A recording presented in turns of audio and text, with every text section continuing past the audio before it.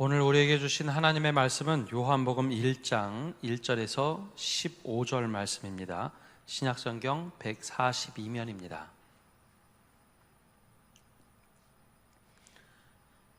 이제 말씀을 봉독합니다. 태초에 말씀이 계시니라. 이 말씀이 하나님과 함께 계셨으니 이 말씀은 곧 하나님이시니라. 그가 태초에 말씀 하나님과 함께 계셨고 만물이 그로 말미암아 지은 바 되었으니 지은 것이 하나도 그가 없이는 된 것이 없느니라. 그 안에 생명이 있었으니 이 생명은 사람들의 빛이라. 빛이 어두움에 빛이 돼 어둠이 깨닫지 못하더라. 하나님께로부터 보내심을 받은 사람이 있으니 그의 이름은 요한이라. 그가 증언하러 왔으니 곧 빛에 대하여 증언하고 모든 사람이 자기로 말미암아 믿게 하려 함이라. 그는 이 빛이 아니요 이 빛에 대하여 증언하러 온 자라. 참빛 곧 세상에 와서 각 사람에게 비추는 빛이 있었나니 그가 세상에 계셨으며 세상은 그로 말미암아 지은 바 되었으되 세상이 그를 알지 못하였고 자기 땅에 오매 자기 백성이 영접하지 아니하였으나 영접하는 자 곧 그 이름을 믿는 자들에게는 하나님의 자녀가 되는 권세를 주셨으니 이는 혈통으로나 육정으로나 사람의 뜻으로 나지 아니하고 오직 하나님께로부터 난 자들이니라. 말씀이 육신이 되어 우리 가운데 거하심에 우리가 그의 영광을 보니 아버지의 독생자의 영광이요 은혜와 진리가 충만하더라. 요한이 그에 대하여 증언하여 외쳐 이르되 내가 전에 말하기를 내 뒤에 오시는 이가 나보다 앞선 것은 나보다 먼저 계심이라 한 것이 이 사람을 가리킴이라 하니라. 아멘. 오늘은 예수님의 생신을 축하하는 성탄절입니다. 또 성탄절이면서 주일 우리가 이 자리에 함께 모였습니다. 세상에 평화를 가져오시고 또 은혜를 가져오신 주님, 우리가 이 기쁜 성탄을 축하합니다. 근데 이 성탄절을 어떤 마음으로 맞이하고 계십니까? 언제부터인가 성탄절이 되면 사람들은 산타클로스를 먼저 기억하고 선물 나누는 날로 축하하면서 기뻐합니다. 혹시 우리도 그렇게 의미를 담지 못하고 그냥 마냥 기뻐하기만 하진 않는지요? 오늘은 바로 이 성탄절의 의미에 대하여 함께 질문을 던지고 또 함께 답을 찾아가려고 합니다. 생일은 다들 축하하는 날입니다. 근데 우리가 인생에 있어서 크게 2번 정도의 생일 축하를 크게 받는 것 같습니다. 한 번은 태어나서 첫 1년이 되는 돌입니다. 부모님들은 이 첫 돌이 되면 손님들을 모아서 돌 잔치를 하죠. 아마 태어나서 처음 이렇게 생일 잔치를 맞이할 겁니다. 근데 이 돌잔치에 예배 인도를 부탁을 받아서 여러 번 가게 됐습니다. 근데 요즘에는 이 돌잔치가 상업하는 상술에 의해서 프로그램이 정확하게 진행되는 것 같습니다. 교회에서 함께하면은 예배를 드리고 나면 시간이 돼서 식사를 하죠. 근데 식사하기 바로 전에 엄마 아빠들은 그 한복을 대체적으로 입는 것 같아요. 좋은 옷을 입고 아이들에게도 공주처럼 왕자처럼 이쁘게 옷을 입힙니다. 식사를 할 때쯤이면 엄마 아빠는 굉장히 분주해지죠. 아이를 사람들한테 소개도 하고 인사도 하고 아이들이 왔다 갔다 정신없이 시간을 보냅니다. 그러다 큰 하이라이트가 있는데 돌잔치의 제일 큰 하이라이트가 뭘까요? 돌제비죠. 짚는 시간. 그 짚는 시간이 끝나고 나면 요즘엔 또 추첨도 합니다. 오시는 분들께 감사해서 추첨을 합니다. 이렇게 돌잔치가 끝납니다. 그런데 이 돌잔치의 정작 주인공인 아이들은 그날 정말 피곤해서 골아 떨어지거나 혹은 다음날 아픈 경우가 많습니다. 태어나서 처음으로 이렇게 많은 사람들을 보았고 또 태어나서 처음으로 많은 사람들한테 이리저리 왔다 갔다 네가 누구구나 하면서 얼굴도 머리도 쓰다듬고 하다 보면 면역력이 약한 아이들은 굉장히 피곤한 저녁 시간을 보내고 다음날 시름시름 앓는 경우가 많죠. 근데 왜 우리가 이 돌잔치를 할까요? 원래 처음에 돌잔치는 아이가 태어나서 1년 동안 살아줘서 고맙다라는 의미에서 돌잔치를 했습니다.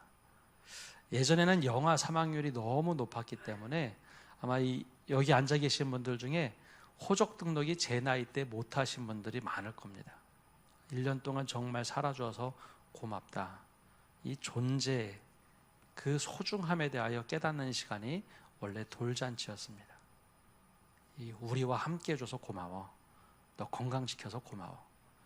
이게 바로 첫 번째 생일입니다. 근데 또 두 번째 크게 하는 생일은 요즘은 많이 퇴색했지만 회갑이라든지 칠순, 팔순 정도가 되시면 또 한 번 생일을 이번에는 자녀들이 크게 엽니다. 요즘에는 회갑이라는 의미가 60 청춘이라는 의미 때문에 많이 퇴색되고 칠순 혹은 팔순을 하시는 것 같습니다.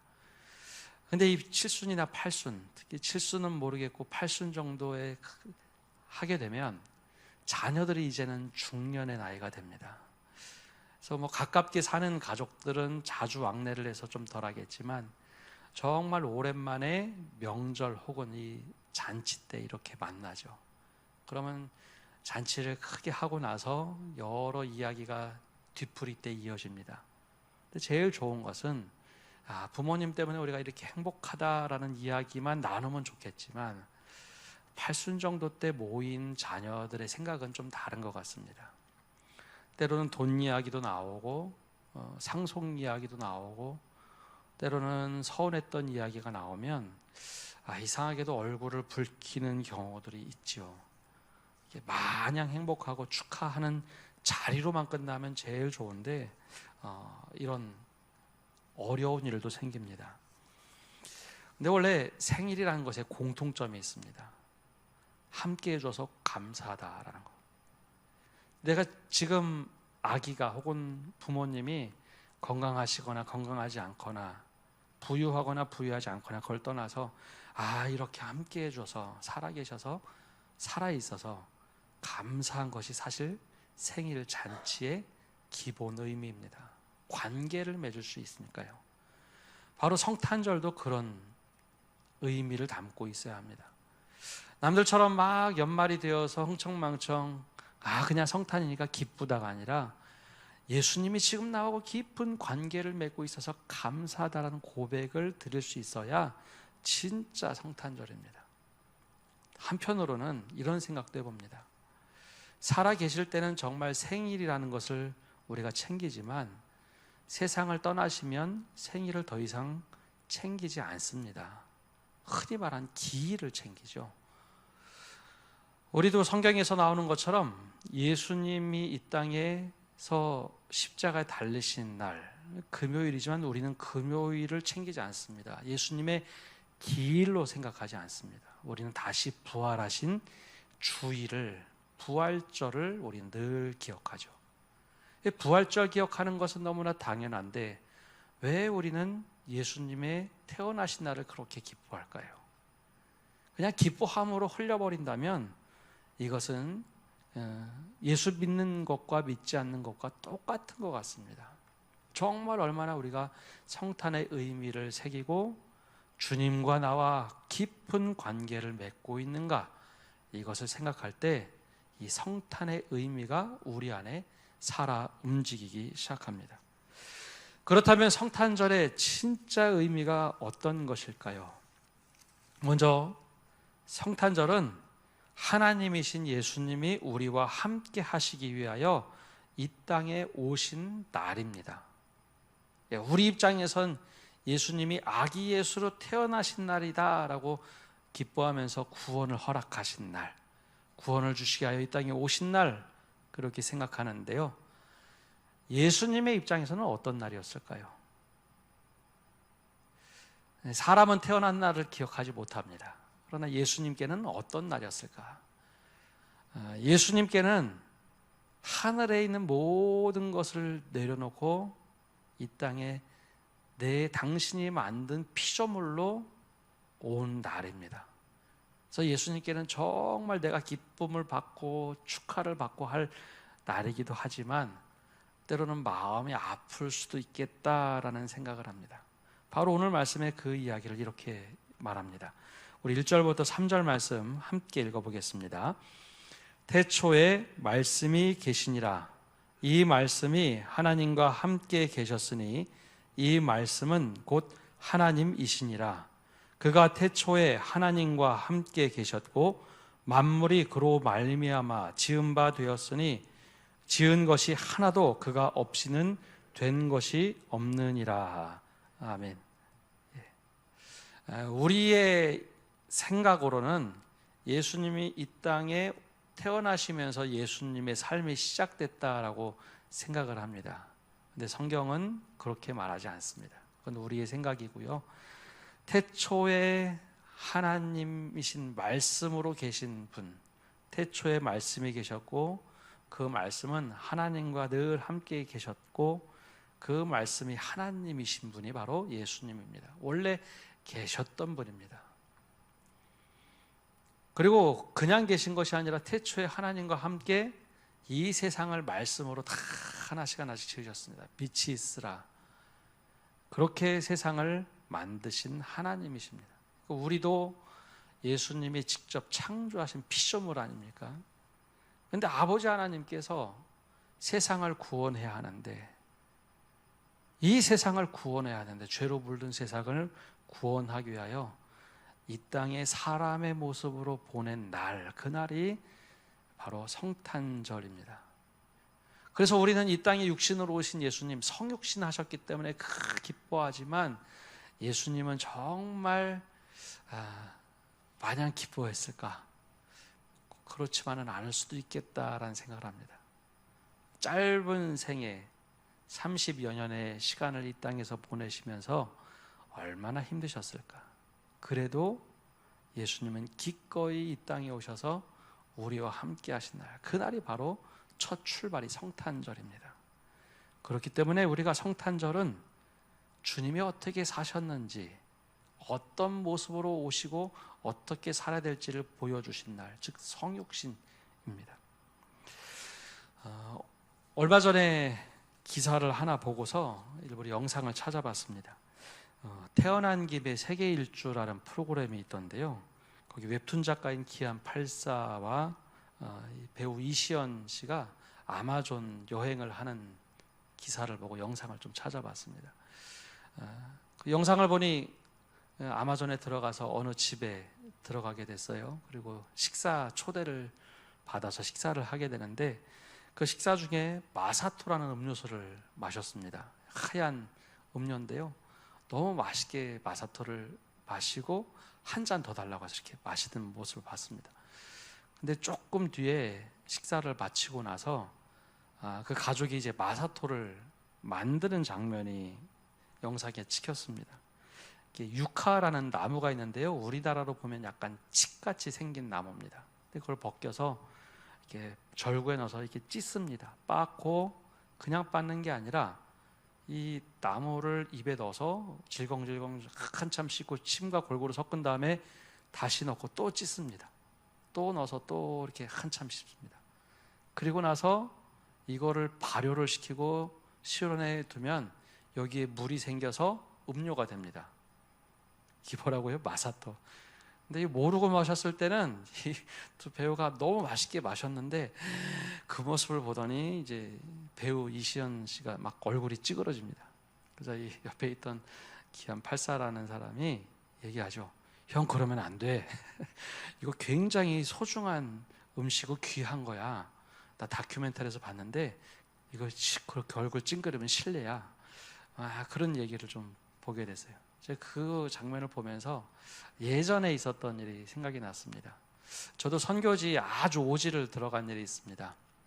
선교사님과 함께 굉장히 오지를 들어가서 거기 뭐 전깃불은커녕 먹을 것이 정말 없었던 지역에 들어간 일이 있습니다.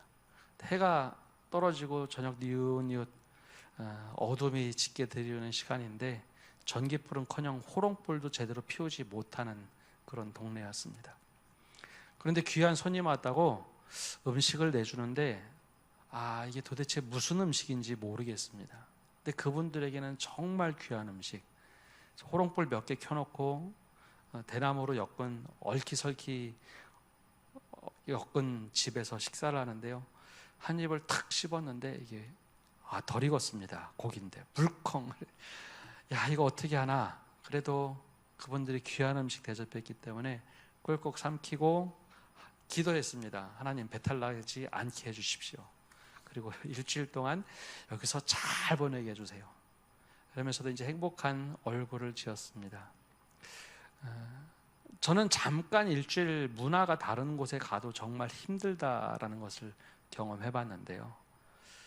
하나님이신 예수님이 창조하신 이 세계 속으로 들어오신다는 것, 얼마나 어려웠을까요? 아무도 축하해 주지 않는 그 말구유 안에서 첫 생애를 보내시는 삶, 정말 힘들고 어려웠을 겁니다. 그러나 왜 오셨는가? 단 한 사람 구원하시기 위하여 이 땅에 오신 거 아닙니까? 그 한 사람이 바로 저입니다. 여기 앉아 계신 분들이에요. 많은 사람들을 구원하시기 위하여 왔지만 예수님은 인격적으로 단 한 사람, 나를 만나기 위하여 그 종의 모습으로 똑같이 해서 오신 겁니다. 우리가 성탄을 기뻐하는 것을 마치 돌잔치 한 번 하고 끝내는 것처럼 그렇게 생각한다면 그것은 성탄, 정말 진정한 성탄의 의미를 깨닫지 못하는 겁니다. 주님, 나 때문에 여기 이렇게 오셨다면, 나를 이렇게 구원하셔서 오늘도 이렇게 예배하도록 하셨다면 저도 한번 그렇게 살아보겠습니다. 그 고백을 하는 것이 진정한 성탄을 기뻐하는 삶입니다. 주님, 내가 저 한 사람을 마음에 품고 기도하고 내가 구원회로 초대할 수 있도록 나를 좀 사용해 주십시오. 내가 정말 저 사람을 위해서 내가 헌신하고 저 사람의 삶을 들여다보고 내가 그렇게 맞춰서 주님처럼 저도 구원회로 초대할 수 있는 사람이 되게 해주십시오. 주님이 성육신, 거룩한 분이 육체로 오셨던 것처럼 저도 그렇게 한 사람을 위해서 노력해보고 살아보겠습니다. 그것이 진짜 성탄의 의미를 깨닫고 즐거워하는 삶입니다. 그런 의미에서 우리 마음속에 품고 있는 한 사람이 있다면 그분을 위해서 정말 기도하십시오. 내 말 한마디로 이 사람이 구원을 얻을 수 있다면, 내가 정말 어떻게 행동하느냐에 따라서 이 사람이 구원을 얻을 수 있다면 내가 주님처럼 그렇게 성육신으로 한번 살아보겠습니다. 그게 진정한 성탄의 의미입니다. 그럼 두 번째로, 주님께서 이 땅에 오셔서 그러면 어떤 일들을 하셨는가? 성탄절 두 번째 의미는 예수님은 이 세상에 빛으로 오셨다라는 겁니다. 우리 4절과 5절의 말씀 함께 읽어보겠습니다. 4절과 5절입니다. 그 안에 생명이 있었으니 이 생명은 사람들의 빛이라. 빛이 어두움에 빛이 돼 어둠이 깨닫지 못하더라. 아멘. 예수님은 빛으로 오셨다라고 말합니다. 그 빛으로 오신 곳, 분. 그러면 상대적으로 이 세상은 어둡다라는 겁니다. 어두운 세상에 빛으로 오신 분. 원래 하나님께서 이 세상을 만드시고 기뻐하셨던 세상은 원래 빛이 넘치는 세상입니다. 어둠이 조금도 틈타지 못하는 세상. 그런데 우리의 죄 때문에 여기가 다 어두워져 버렸습니다. 빛의 결핍이 일어났죠. 그래서 민수기 말씀처럼 아론의 축도 보면 하나님께서 그 얼굴을 향하여 드사 내게 비추기를 원하시며 그 얼굴빛으로 내게 향하여 드사 평강 주시기를 원하노라 라고 기도하라고 했습니다. 그 빛으로 계속 비춰주셔야 하는데 우리가 너무 어두워서 빛을 보지 못할 때 빛으로 오셨다는 겁니다. 그래서 예수님의 성탄에 관련된 성화 그림을 보면 아주 독특한 특징들이 나타나 있습니다. 한번 성화 띄워서 보여주시면, 저 성화를 보면 한결같이 다 성탄절은 밤에 이루어졌다라고 그림을 그려냅니다. 물론 별을 보고 동방의 박사들이 오고 밤에 천사들을 보고 목자들이 왔다라고 해서 밤에 이루어질 것 같지만 실제 그 벌을 보고 이동하는 것이 밤일런지 모르지만 아기 예수를 만날 때는 되게 낮이었을 겁니다.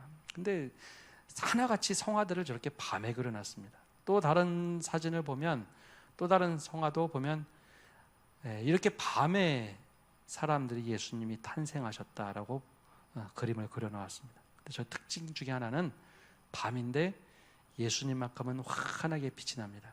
저기에 등불이 있을까요? 등불이 없습니다. 등불이 없는데 이상하게 예수님은 환하게 빛으로 비춰놨어요. 빛으로 오셨다는 것을 상징적으로 보여주는 것이죠. 그렇다면 어두움이란 게 과연 무엇일까라는 겁니다. 어두운 방에 오래 있으면요, 자기 존재를 부정하게 되는 게 사람입니다. 마음이 어두워도 자기 존재를 부인합니다. 우울증이라든지 마음에 심한 멍든 상태가 오면 자기 자신을 부인하죠. 그 마음의 어두운 상태입니다. 정말 내가 어두운 곳에 있으면 내가 잘하고 있는지, 내가 어떤 모습으로 있는지 나 자신 스스로 알지를 못합니다. 그게 어두움 속에 있는 존재입니다. 또 다른 어두움의 특징은 방향을 알지 못합니다. 여러분들 밤에 주무시다가 일어나셔서 화장실 가실 때가 있죠. 근데 방이 정말 깜깜한 곳은 이렇게 더듬으면서 가야 됩니다. 저기가 화장실인지 알아도 가다가 벽에 부딪힐 수도 있죠. 물론 방이 밝으면 조금이라도 빛이 있으면 괜찮습니다. 근데 저는 밤에 잘 때 정말 어둡게 하고 잡니다. 아주 깜깜하게 빛이 안 들도록 암막 커튼을 치고 자는데요. 그러면 정말 보이지 않아서 이렇게 꼭 더듬고 갑니다. 정말 어두우면 방향이 어디가 어딘지 잃게 되죠. 또 어두움의 특징은 어두움에 오래 있으면 사람들이 그곳에 익숙해져 버립니다. 빛이 그렇게 불편할 수가 없습니다. 고대 교부였던 어거스틴은 빛과 어두움에 빗대서 악을 이렇게 설명을 합니다. 악이 과연 무엇일까? 하나님께서 악을 만드셨다면 하나님이 악한 하나님이실 텐데 그런 하나님은 아니시고 악이 도대체 무엇일까 고민하다가 이 표현을 씁니다. 악이란 것은 선의 결핍이다. 선함이 결핍되면 그곳에 악이 자라난다. 이 땅에 선한 것이 하나도 없다 보니 악으로 관영됐다. 이 세상을 이렇게 보았습니다. 바로 빛과 어두움을 빗댄 이야기입니다. 어두움이란 것은 빛의 결핍이 있을 때 바로 어두움이 오죠. 근데 이 세상이 다 어두움으로 바뀌었다는 거죠. 그래서 예수님이 세상에 빛으로 오셔서 우리를 깨닫게 하십니다. 빛으로 딱 오시는 순간 내가 어떤 존재인지 내 존재 자체가 확 드러나서 나 스스로 내가 이런 존재구나 깨닫게 됩니다. 근데 여기서 중요한 것이 있습니다. 빛으로 오셔서 나를 그냥 막 깨닫게만 하시고 정죄하시는 분이 아니라는 것입니다. 우리가 아까 읽은 1절 말씀을 보면 1절에 이렇게 말씀이 되어 있어요. 태초에 말씀이 계시니라. 이 말씀이 하나님과 함께 계셨으니 이 말씀은 곧 하나님이시니라. 말씀이 계셨는데 이 말씀이 하나님과 함께 계셨다. 이 원어의 표현은 말씀이 하나님과 이렇게 붙어 있다라는 표현이 아니라 말씀이 하나님을 향하여 계속 바라보도록 하며 함께 있었다는 겁니다. 무슨 얘기일까요?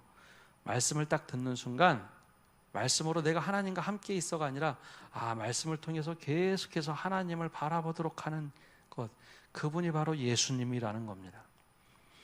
이 땅에 빛으로 오신 예수님은 빛으로 내 모든 것을 다 드러나게 하시고 너 이것밖에 안 돼가 아니라 그 빛에 노출되는 것을 깨닫는 순간 말씀으로 오신 주님은 하나님께로 어떻게 나가야 될지 계속해서 알려주시더라. 삶의 인생의 방향이 어디로 가야 되는지 깨닫게 하시는 분이 바로 예수님입니다.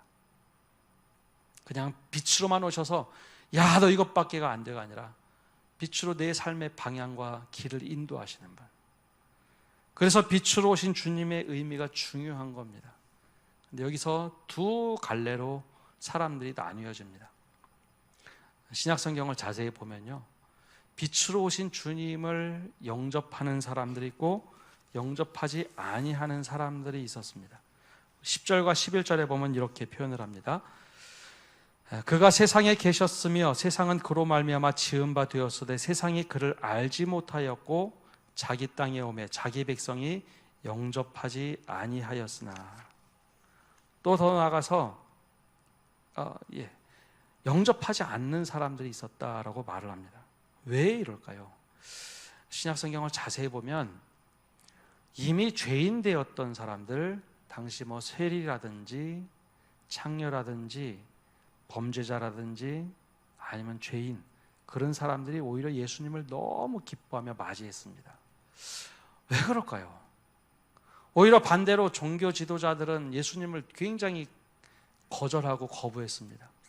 이미 내 죄에 대해서 다 드러나 있던 사람들은 예수님을 딱 보자마자 내 죄 다 이미 드러나 있는 상태에서 주님이 빛이 되셔서 비추는 게 더 부끄럽지가 않았어요. 그래서 주님이 원하시는 길, 빛의 길로 그들은 따라가기만 하면 되었습니다. 근데 종교 지도자들은 정반대였습니다. 숨겨있던 죄가 다 드러나자 부끄러워서 오히려 빛을 거부하고 거절했죠. 이게 차이입니다. 그렇다면 오늘 우리는 성탄절을 맞이하면서 빛으로 오신 주님이 나에게는 어떤 의미일까요?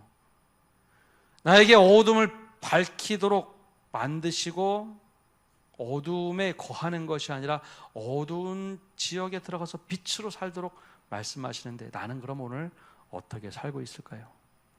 성탄절은 그냥 주님이 오셨으니까 기뻐합니다. 박수치는 날이 아니라 나에게 빛으로 오신 주님, 나도 빛으로 살 수 있도록 어둠 있는 곳에 빛으로 살게 해주십시오. 나를 그냥 사람들을 비추는 것으로 끝나지 않고 주님께로 사람들을 인도할 수 있는, 예수님께서 그렇게 사셨던 것처럼 나도 그렇게 살기를 원합니다. 그 고백을 하는 것이 바로 이 성탄절의 의미입니다. 마냥 그냥 기뻐하고 주님 오셨습니다, 돌잔치처럼 하시면 안 됩니다. 정말 나하고 깊은 관계를 맺으신 주님 감사합니다 고백하고 나도 빛으로 살겠습니다 라는 고백이 있어야 합니다. 마지막으로 우리 주님은 이 땅에 오실 때 말씀으로 빛으로 오셨지만 마지막으로는 생명을 주시기 위하여 오신 분입니다. 생명으로 이 땅에 오신 분. 그 안에 생명이 있었으니 이 생명은 사람들의 빛이라 생명 운동을 하셨던 분입니다. 그래서 그 생명을 받아들이는 이들이 어떤 이들인가? 바로 12절과 13절에 이렇게 말씀합니다. 영접하는 자 곧 그 이름을 믿는 자들에게는 하나님의 자녀가 되는 권세를 주셨으니 이는 혈통으로나 육정으로나 사람의 뜻으로 나지 아니하고 오직 하나님께로부터 난 자들이니라. 이게 생명으로 살아난 주님의 자녀가 되는 권세를 얻은 사람들. 원래 죽어야지 마땅한 우리들이지만 영원히 하나님의 자녀로 살아갈 수 있도록 생명을 주신 날이 바로 성탄의 첫 출발하시는 날이었습니다. 그러면 우리는 어떻게 살아가야 될까요? 나를 생명으로 초대하셨다면 나 또한 누군가를 살려내는 생명의 운동을 할 수 있는 사람이어야 합니다. 그것이 바로 주님께서 우리들에게 원하시는 삶입니다. 말씀을 맺습니다. 주님께서 이 땅에 오실 때 주님은 피조물인 우리들의 모습과 똑같은 모습으로 오셨습니다. 우리는 그걸 성탄이라고 너무 기뻐하지만 또 다른 말로는 성육신, 우리들을 구원하기 위하여 모든 것을 다 내려놓고 똑같은 모습으로 오신 날.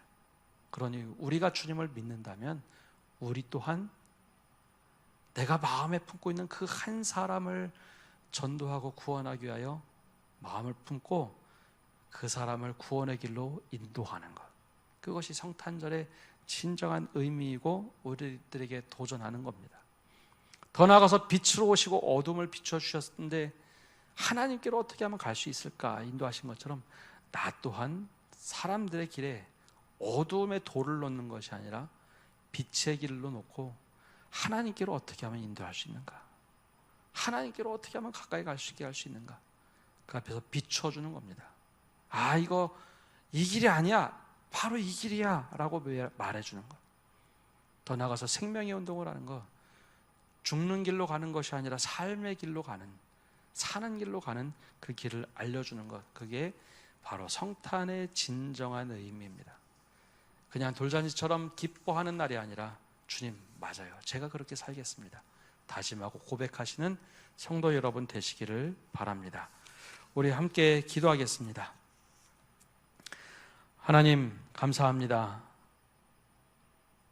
오늘 성탄절을 맞이하며 우리가 주님 앞에 나와 예배합니다.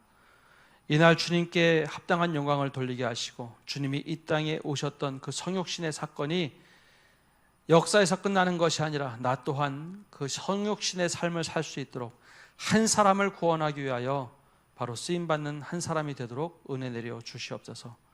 또한 내 삶의 어둠이 짙게 드리웠을 때 빛으로 오신 주님, 우리 또한 빛으로 살게 하시되 어둠이 있는 곳에 비추게 하시고 거기에 거하는 사람들이 다시 빛으로 나와 하나님께로 나갈 수 있도록 우리가 다리 역할을 하는 귀한 사역을 감당하게 하여 주옵소서. 또한 생명회로에 초대하실 때 우리가 생명의 은혜를 끼칠 수 있는 성도들, 하나님의 자녀가 되도록 인도하는 삶을 살게 하여 주옵소서. 예수님의 이름으로 기도합니다. 아멘.